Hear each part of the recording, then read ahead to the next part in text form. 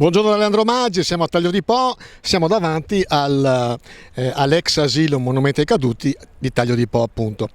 Stanno facendo dei lavori nel plesso scolastico, quindi gli uffici, per quanto riguarda il personale ATA e non solo, verranno trasferiti qua. È successo un fatto increscioso, che un vicino di questo asilo monumento oggi ha fatto delle minacce importanti, addirittura minacciando di morte le persone se si fossero addirittura permesse di tirar su le persiane. Naturalmente sono stati chiamati subito i carabinieri, è intervenuto il comandante della stazione di Taglio di Po, il comandante Tisani.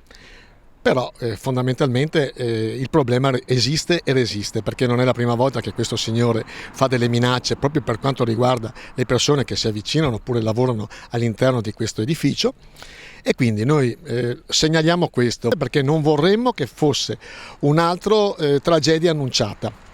Monumento dei Caduti a Taglio di Po, e quindi vi raccomandiamo di intervenire per fermare questa persona che, come ripeto, oggi ha fatto delle minacce importanti, addirittura minacciando di morte le persone, e questo in un paese civile non deve essere fatto.